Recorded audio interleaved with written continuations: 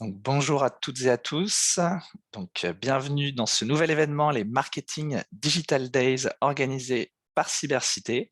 Donc, on est parti pour 3 jours, 21 conférences, 26 experts. Ça va être exceptionnel. On a vraiment des conférences très hétéroclites.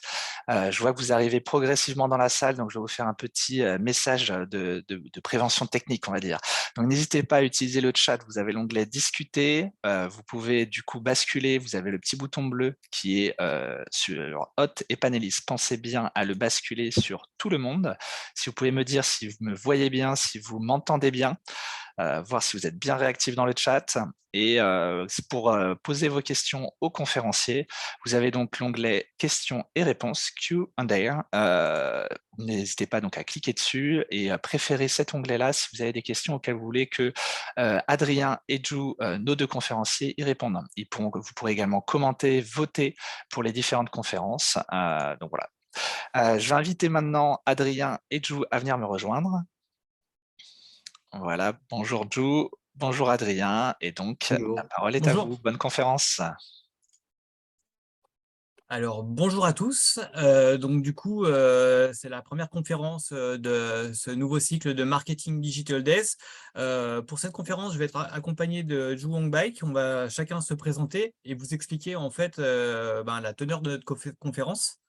Donc, je suis Adrien Parti, je suis ancien développeur, je fais du SEO depuis une quinzaine d'années avec des projets avec fortes problématiques techniques en fait, ce qui s'explique par mon ancienne casquette de développeur. Donc, je suis localisé à Villeurbanne et je travaille sur des technologies comme Magento, WordPress, Salesforce Commerce Cloud, sur du AngularJS aussi, qui est un sujet en fait qui monte de plus en plus d'un point de vue technique. On travaille aussi sur des sujets comme l'analyse de log, en fait, qui s'avère extrêmement pertinente en fait sur des grosses solutions, notamment sur Salesforce, sur les contextes multilingues aussi de plus en plus. Et de par en fait ma casquette de consultant SEO senior, en fait, je travaille aussi beaucoup avec les équipes commerciales de Cybercité dans des contextes d'avant-vente. Bonjour, alors du coup je m'appelle Ju, je suis architecte fonctionnel basé à Paris chez Salesforce et je travaille essentiellement dans l'expertise de notre produit qui s'appelle B2C Commerce Cloud et j'accompagne sur la partie fonctionnelle dans la mise en place de notre solution. Donc, Cybercité, en quelques chiffres, donc Cybercité, c'est une agence SEO et SIA en fait spécialisée dans l'acquisition de trafic et l'analyse de la conversion. Donc, Cybercité, c'est 130 experts répartis à travers toute la France dans 6 agences au service des clients, 22 années d'expérience en fait sur ces sujets-là, un chiffre d'affaires de 20 millions d'euros en fait et 750 clients satisfaits. On se présente comme une agence SEO et SIA, mais notre expertise, en fait, elle va beaucoup plus loin en fait que ces deux seules casquettes. Donc, on a tout un pôle en fait en interne qui se consacre à l'établissement des stratégies SEO de nos clients, depuis l'analyse de la performance jusqu'à les audits techniques, la mise en place de stratégies SEO. On a un pôle de content marketing, en fait, ce qui nous permet en fait, d'épauler à la fois les équipes sur les volets SEO et SIA pour tout ce qui est stratégie éditoriale et la production de contenu directement, que ce soit dans des contextes B2B et B2C. L'optimisation de contenu, non aussi bien des contenus texte sur les sites des clients que des contenus un peu tiers, type livre blanc, infographie et vidéo, qui deviennent aussi en fait des vecteurs importants de trafic au niveau des pages de résultats de Google. Donc, on a aussi un pôle, j'en parlais et ça dénote dans l'appellation agence SEO et SIA, c'est notre pôle stratégie SIA et médias en fait, donc qui se consacre à tout ce qui est traffic management et gestion des campagnes publicitaires sur des solutions type Google Ads, Facebook, Bing, enfin toutes les solutions du marché et aussi les marketplaces. Et en fait, on a aussi un pôle orienté sur le data analytics et conversion qui permet en fait donc de proposer à nos clients en fait la mise en place de plans de marquage, l'analyse de compte, l'optimisation du taux de conversion, de manière aussi à pouvoir en fait épauler en fait tous ces pôles-là. On a un pôle Data Garden R&D en fait, qui s'oriente sur la conception et le développement de logiciels et d'outils d'analyse. Donc, l'outil Data Garden, en fait, qui donne son nom à ce pôle-là, en fait, est un peu notre outil phare qui nous offre auprès des clients de piloter, en fait, leur évolution sur la liste des mots-clés, en fait, qu'on a validé en début de prestation, à la granularité de la semaine, en ayant une lecture, en fait, étendue de comment se présentent les pages de résultats de Google sur les requêtes qu'eux, ils visent, de manière à leur permettre d'avoir des idées de création de contenu, en fait, de manière à toujours pouvoir être le plus à jour possible et en phase avec les attentes des utilisateurs. Donc, cybersécurité, c'est un très, très grand nombre de références, je l'ai déjà dit. Donc, ça va d'entreprises comme Air France et Cultura, un Orpi, Tuligan, Renault Trucks, Miel, Le Temps des Cerises. Donc, une grande diversité, en fait, au niveau des sujets, en fait, et des thématiques adressées. Et donc, je prends un petit moment pour présenter notre solution. Donc, Commerce Cloud, c'est un des produits qui est proposé par Salesforce et nous sommes leaders sur le marché des plateformes e-commerce. Et nous proposons donc une plateforme où vous pouvez builder votre site e-commerce jusqu'à la prise de commande. Donc, ce qui nous réunit, moi et Ju, aujourd'hui, en fait, c'est de vous présenter, en fait, comment la solution Salesforce va vous permettre, en fait, d'accompagner la migration de votre site. C'est ce pourquoi la plupart des clients, en fait, viennent nous voir dans un contexte projet Salesforce. Alors après, on a aussi des clients, en fait, qui viennent nous voir qui sont déjà sur la solution, sachant, en fait, que ça fait en gros un peu plus de 5-6 ans, en fait, qu'on travaille sur cette solution-là, en fait, en partenariat avec les équipes de Salesforce et les agences intégratrices. Donc, l'idée, en fait, très souvent, c'est la question, est-ce que Salesforce va me permettre, en fait, de faire exploser, en fait, mon trafic? Est-ce que je vais pouvoir migrer mon site et conserver mes acquis pour les mener plus loin? Donc, on va dérouler, en fait, un petit peu tous les tenants et aboutissants de ce type de projet avant de laisser la parole à Ju, en fait, qui va nous détailler en quoi Salesforce, en fait, est une solution intéressante, en fait, dans ce type de contexte. Donc, je l'ai un peu dit en creux, en fait, une migration, c'est un projet critique d'un point de vue SEO, dans le sens où au moment où vous partez, en fait, sur une migration, en fait, il y a déjà des acquis. Ça demande souvent de prendre un peu de recul aussi, savoir qui va être partie intégrante de cette migration. Réaliser un gros pool d'audits préalables, notamment, en fait, sur votre solution actuelle et sur le périmètre concurrentiel, de manière déjà à connaître exactement vos forces, vos faiblesses, que ce soit d'un point de vue contenu ou même d'un point de vue fonctionnel, et celles de vos concurrents, de manière à pouvoir justement savoir, dans le contexte de cette migration, vers quoi vous allez devoir tendre pour, à minima, vous mettre au niveau de la concurrence et, dans l'idéal, en fait, dépasser celle-ci. Ça demande, en fait, toutes ces étapes-là, que le chef de projet SEO, l'agence en charge du SEO, soit présente à chaque étape, en fait, de la migration, depuis les premiers briefs clients jusqu'à la partie recettage final. Donc, Cybercité est partie prenante de la partie spécification fonctionnelle. Donc, avec l'agence intégratrice et ou avec Salesforce, en fait, on réfléchit en amont, en fait, des développements aux besoins du client, à quoi l'agence et le client vont devoir faire attention, de manière justement à fonctionnellement avoir tout le nécessaire pour que ensuite, une fois que le site est en ligne, on puisse être autonome sur le volet SEO. Ça passe aussi par des recommandations sur la partie maquette et wireframe. Et une fois que le site est développé, ce qui prend en général quand même plusieurs mois, en fait, il faut bien avoir en tête que ce n'est pas un projet de 1 ou 2 semaines. Il y a toute la partie recettage. Tout au long, en fait, du déroulé technique et de la préparation du développement, en fait, on établit une checklist, en fait, des prérequis SEO en vue de la mise en production.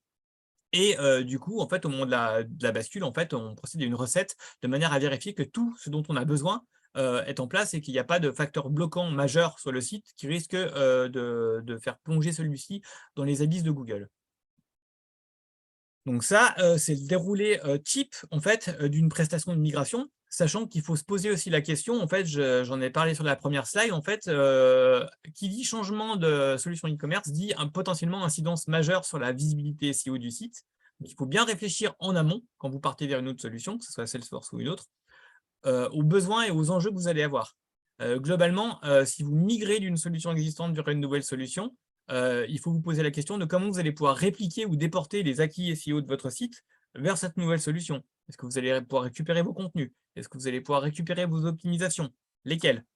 Il faut aussi se poser la question en fait, de comment est-ce que les moteurs de recherche vont parcourir cette nouvelle solution et est-ce que vous allez être en mesure en fait, de contraindre et de driver en fait, le parcours des moteurs de recherche.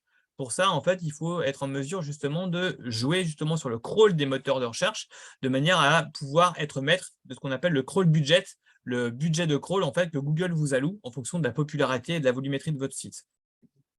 Et dernier point, et non le moindre, en fait, il faut aussi prendre en compte les besoins et spécificités du projet.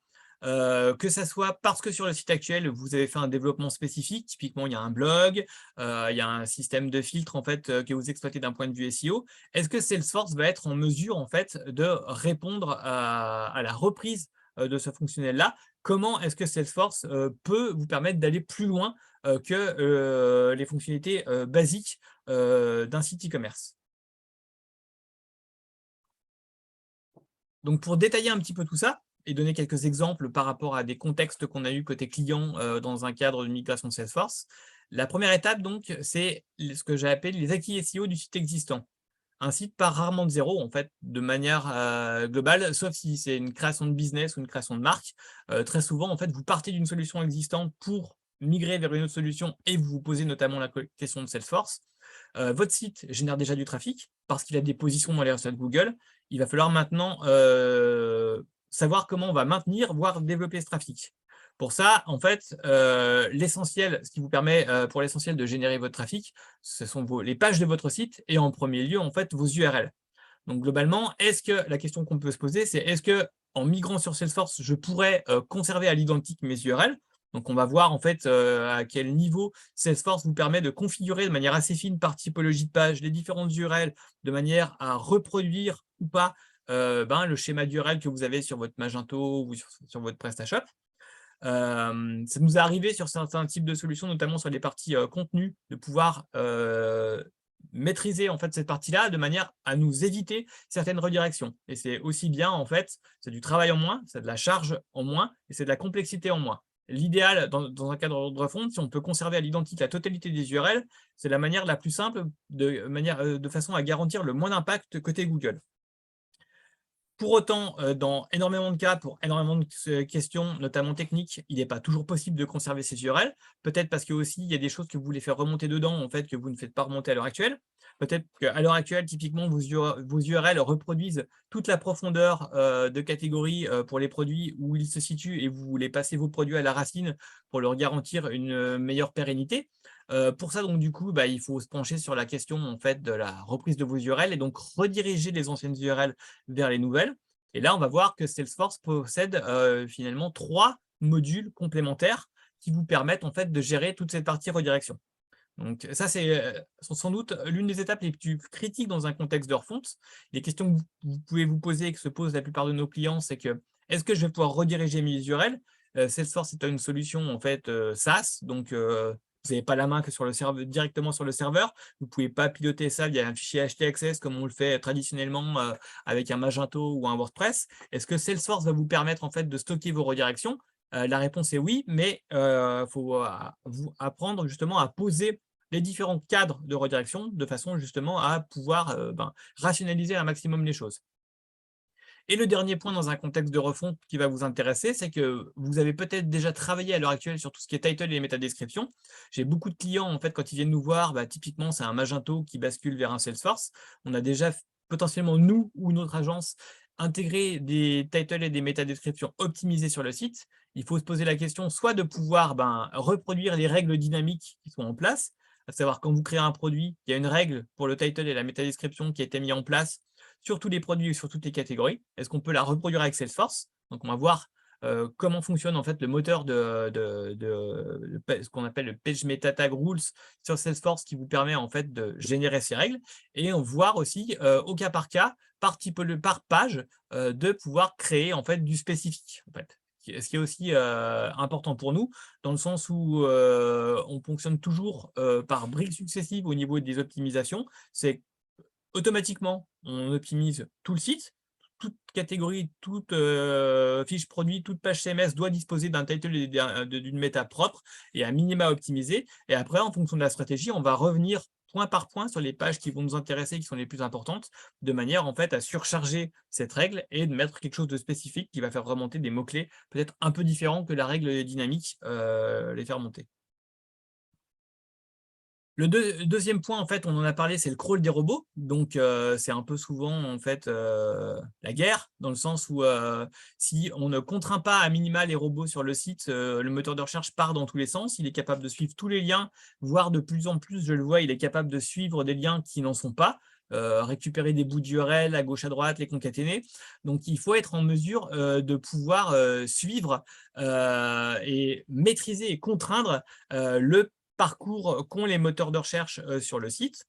Pour ça, en fait, il faut que la solution vous permette de déjà gérer le fichier robot.txt. Donc, c'est un fichier qui est à la racine du site qui vous permet de donner des directives au moteur de recherche et de lui dire « je ne veux pas que tu ailles voir telle catégorie, je ne veux pas que tu ailles voir les pages avec tel type de paramètres », de façon justement à ce que ça sorte du scope du moteur et qu'il puisse se concentrer sur les pages véritablement utiles. Donc ça, c'est une problématique qu'on a très souvent en fait, lors d'une bascule sur Salesforce. Potentiellement, sur votre solution actuelle, il y avait des paramètres, mais ça ne va plus forcément être les mêmes. La solution n'est pas la même, donc tous les paramètres techniques n'ont pas le même nom. Donc, il faut être en mesure en fait, d'identifier, en fonction de tout ce que fonctionnellement vous allez mettre en place comme système de tri et de filtrage sur le site, tous ces paramètres de manière à pouvoir les bloquer en amont et bien contraindre le moteur à passer sur les bonnes pages. En plus de ces méta-robots, en fait, il faut aussi pouvoir déployer des méta non index et cette fois-ci méta-robots non index, donc du coup pour empêcher cette fois-ci l'indexation de certaines pages qui pourraient quand même être accessibles et qu'on ne voudrait pas bloquer pour des raisons tierces ou des raisons de complexité technique. Parfois, on est obligé de laisser le moteur accéder à une page, mais on n'a pas forcément toujours envie que cette page soit indexable. Donc pour ça, il y a la partie méta-robot qui nous permet d'empêcher l'indexation.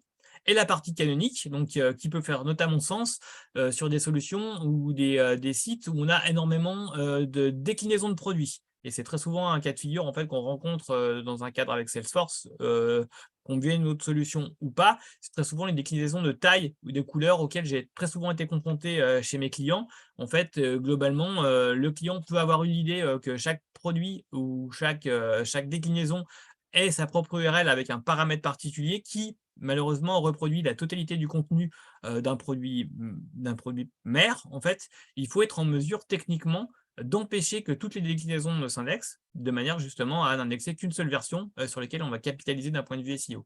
Donc, on va voir que Salesforce est aussi en mesure de gérer ça. Et pour la partie sitemap, qui est aussi importante de façon à communiquer à Google la liste des URL de votre site que vous voulez indexer, que vous voulez monitorer. Donc ça, c'est quelque chose qui est important, pas forcément tant pour l'indexation, même si ça peut aider en fait Google à trouver des URL de votre site qui galéreraient à trouver parce que votre pagination typiquement est trop complexe. Donc le sitemap, en fait, c'est aussi un élément important pour communiquer à Google donc la liste des URL que vous voulez indexer et monitorer leur indexation. Le fait de pouvoir le segmenter est encore plus intéressant, et c'est d'ailleurs une feature qu'offre automatiquement Salesforce, c'est de manière à pouvoir monitorer l'indexation par typologie de page. Vous pouvez ensuite, dans un outil comme Google Search Console, savoir par rapport à vos URL produits en fait, que vous voulez voir indexés, quel est le pourcentage ou le volume qui sont indexés ou pas, de façon à vous poser les bonnes questions pour contrecarrer en fait la non-indexation de certaines de ces pages-là pour qu'elles s'indexent plus idéalement, quoi. Et le dernier point, en fait, justement, on en parlait au tout début, c'est l'idée de s'affranchir des limites du CMS actuel. C'est souvent pour ça, en fait, que vous allez vouloir migrer sur une solution de type Salesforce aussi. C'est que globalement, il y a peut-être des facilités d'interconnexion avec votre ERP parce que vous utilisez peut-être déjà le ERP de Salesforce. Et donc, par rapport à la connexion avec cette base-là, c'est plus simple de partir sur le CMS front e-commerce de Salesforce. Donc, pour autant, vous avez peut-être des besoins en plus de ceux offerts par votre solution native et où vous avez déjà fait des développements sur votre solution d'origine et vous voulez pouvoir les dupliquer sur Salesforce. Donc, l'un des points sur lesquels on vient très souvent nous voir en fait, et sur lesquels on nous interroge régulièrement, c'est la capacité ou pas de Salesforce en fait, à permettre d'intégrer un blog ou un guide d'achat sur le site. Donc, il existe plusieurs manières en fait, de pouvoir gérer ça. Il existe en fait des modules appelés capsules en fait, qui permettent typiquement d'intégrer dans Salesforce un outil comme WordPress, sauf que ça peut générer après beaucoup de complexité, notamment par rapport à la synchronisation du catalogue, parce que l'intérêt d'avoir un blog ou un guide d'achat, pour nous d'un point de vue SEO, c'est qu'il puisse servir aussi à la transformation de votre site. Donc, on puisse intégrer des push produits sur ces pages-là, et le fait de pouvoir directement, nativement, piloter une partie blog ou une partie guide d'achat sur le socle natif Salesforce, ça vous permet plus facilement d'intégrer des features produits à l'intérieur et de pouvoir driver vos internautes en fait, qui liraient par exemple un guide d'achat, je ne sais pas moi, sur des poussettes en fait, par exemple, sur les produits qui sont détaillés dans votre article de blog, directement sur le catalogue, de manière à faciliter la transformation. Le deuxième point, c'est la navigation à facettes. On a passé tous ces systèmes de filtres, notamment par couleur ou par caractéristique. C'est un gros potentiel SEO. En fait, nous, on le voit très souvent lors de l'analyse concurrentielle. C'est que notamment les recherches autour des couleurs ou des matières, c'est des recherches qui peuvent être extrêmement intéressantes d'un point de vue volume de recherche. Donc, il faut savoir comment gérer ça sur Salesforce, parce que oui, Salesforce est en mesure en fait de vous permettre d'une certaine façon d'exploiter en fait ce type de page de carrefour d'audience de façon à pouvoir les positionner et les optimiser d'un point de vue SEO. Et donc, du coup, est-ce qu'elles représentent des points d'entrée nouveaux vers votre site. Donc, à pouvoir décupler votre visibilité sur des pages qui seraient plus pérennes qu'une fiche produit sur ces sujets-là. Et le dernier point, en fait, qui est sans doute le point de complexité première auquel je suis confronté avec Salesforce depuis, en termes d'intégration depuis les débuts que je travaille sur cette solution, c'est toute la gestion des pays et des langues, en fait. Très souvent, en fait, le client a soit déjà un contexte multilingue, soit veut profiter de cette migration sur Salesforce de manière à s'ouvrir vers d'autres pays, vers d'autres langues. La manière dont va être pensée votre gestion multilingue en amont va en fait conditionner la complexité technique d'implémentation SEO. Parce que qui dit s'ouvrir vers d'autres pays langues va demander de mettre en place en fait certaines features SEO, notamment la balise hreflang qui permet pour une même page de communiquer à Google toutes les déclinaisons de cette même page-là. Et pour ce faire, en fait, tout dépend de comment a été pensé votre catalogue et le partage ou pas, notamment de votre arborescence, entre les différentes instances. Donc, Zhuang va en parler plus en amont maintenant. Donc, l'idée, en vous présentant tous ces points-là, c'est ensuite de laisser la main à Zhuang qui va vous détailler comment Salesforce répond à ces problématiques-là. Et je lui laisse tout de suite la main. Merci beaucoup, Adrien, pour cette introduction. Donc, si je résume un peu les différents enjeux qu'a listé Adrien avant de rentrer dans le détail, on avait donc le premier point qui était comment est-ce que je fais pour garder tous les acquis SEO que j'ai sur le site existant. Et on va commencer par là. Ensuite, on va parler aussi de comment optimiser la crawlabilité des crawlers. Et pour finir, les différentes spécificités projets que Adrien a listées. Donc, on commence par tout bêtement par les URL. Donc, nous, notre solution, ce qu'il propose, c'est des fonctionnalités qui est dans le back-office. Donc, vous n'avez pas besoin d'aller modifier dans le code qui permet directement de définir la réécriture de vos URL. Et donc, comme disait Adrien, si vous avez des anciennes URL, le mieux, c'est de ne pas faire de redirection 301, mais de directement définir les mêmes URL.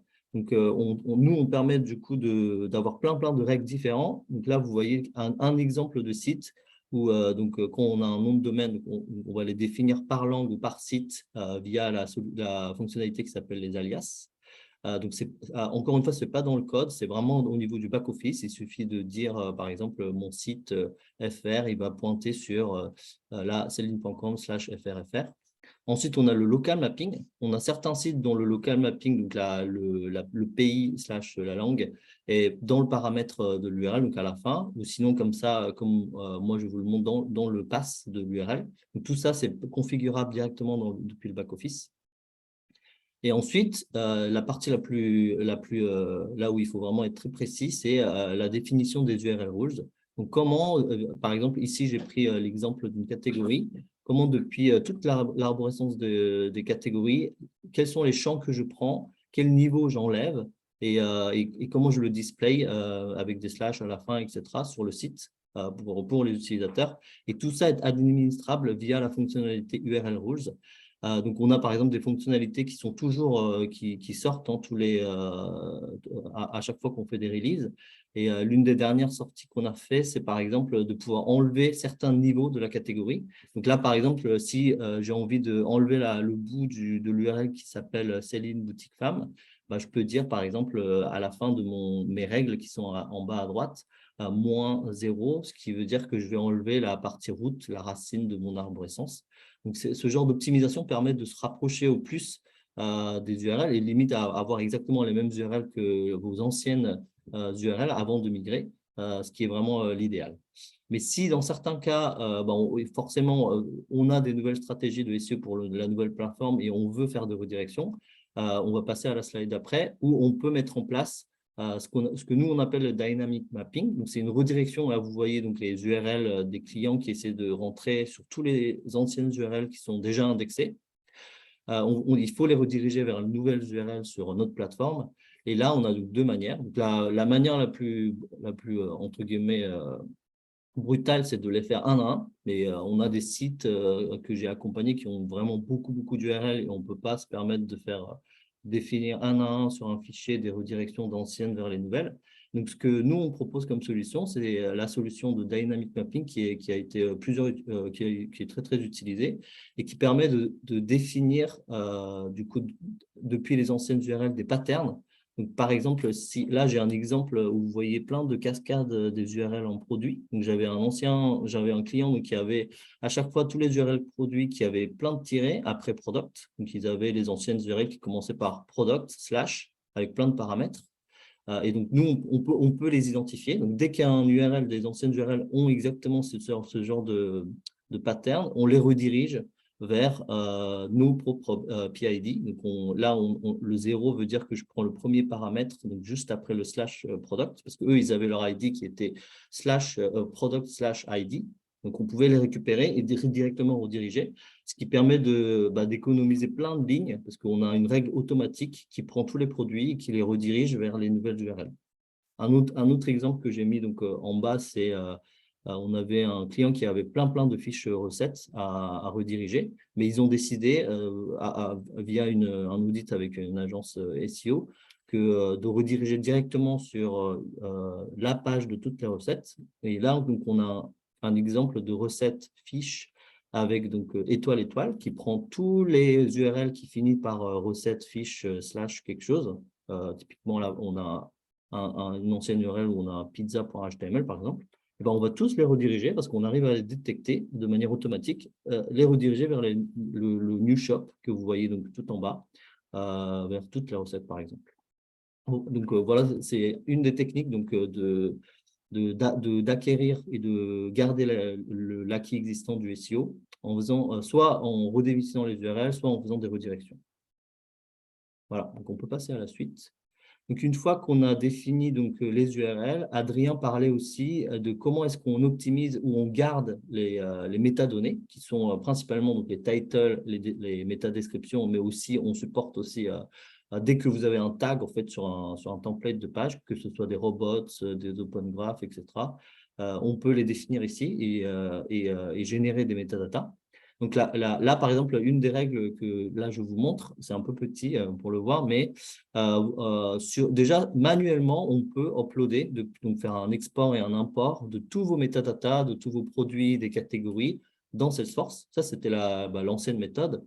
Mais on a introduit une nouvelle fonctionnalité qui permet de, si jamais vous avez un champ vous avez créé un nouveau produit ou une nouvelle catégorie ou un nouveau blog, et vous avez oublié de mettre les métatitles et les métadescriptions, ce qui arrive très souvent. J'en vois beaucoup chez des clients parce qu'on a plein d'imports qui sont faits entre les systèmes et parfois il y a des oublis de contribution. Et ben, Salesforce permet de générer dans ces cas-là. Donc, il y a un fallback. Si jamais le champ de title ou description est vide, on va générer nous-mêmes via des règles métiers. Donc, ici, je prends par exemple l'exemple de la fiche produit où si la page description est vide, je vais le remplacer par une phrase que je vais former avec des attributs produits. Donc, acheter, ensuite, je prends le nom du produit sur notre site. Donc, c'est ce genre de mécanique qu'on peut mettre en place. Non, pas seulement sur la page produit, mais sur toutes les différentes typologies de pages sur le site. Donc, on peut passer à la suite. Donc là, on a parlé de l'acquis, de l'existant et des différents points qu'a listé Adrien. Maintenant, on va parler un petit peu du crawlability. Et notamment, d'ailleurs, on a une question là dans le chat sur comment est-ce qu'on a la main sur ce robot de texté. Souvent, on a des solutions, peut-être que vous savez déjà, où vous devez faire un développement pour aller dans le code et changer les robots de texté.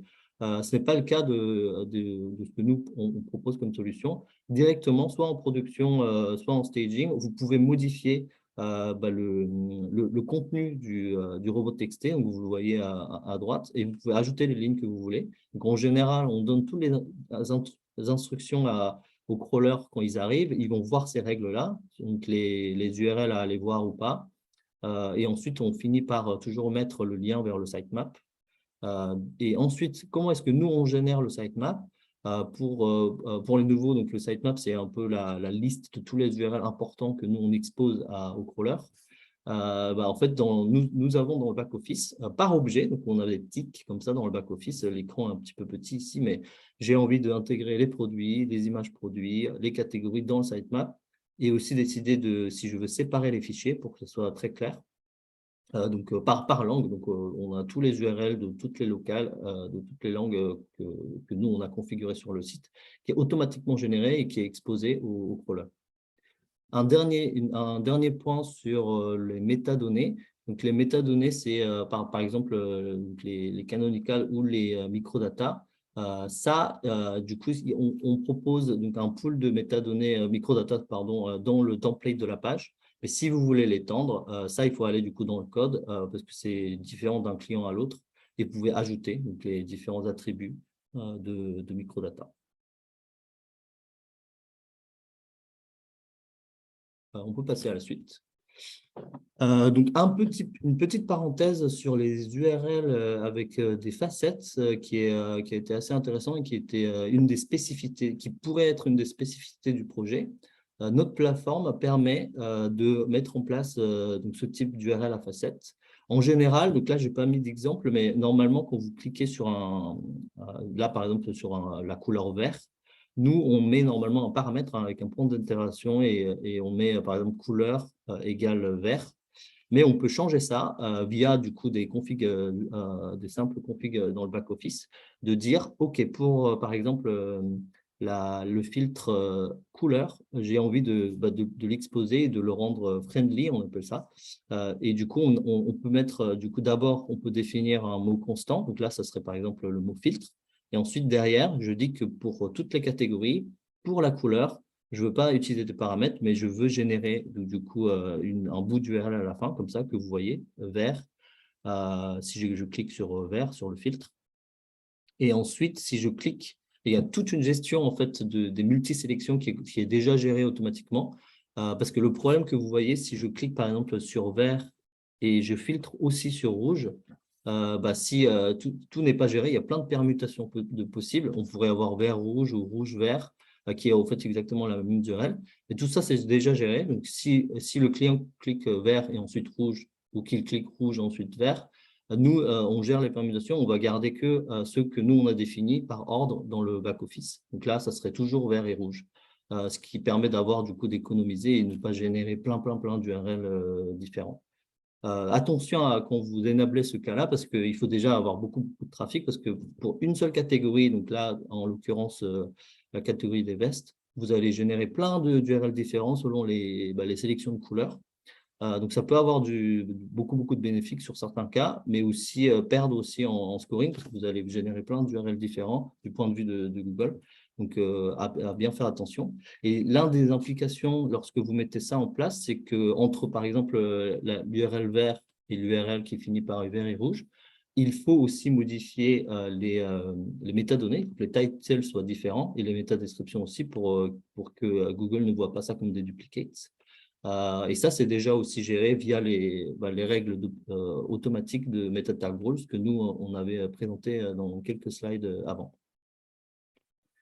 Voilà, on peut passer à la suite. Ensuite, Adrien parlait aussi de la migration des différents blogs et des contenus sur le site. Depuis quelques années, on a aussi sorti, on supportait déjà la manière de créer des blogs ou des pages de contenu, mais nous, on propose depuis quelques années une nouvelle solution qui est vraiment un CMS-like où on peut vraiment faire des drop-down de composants, comme vous voyez donc le back-office à gauche, où je peux créer, donc il faut d'abord définir les templates de base.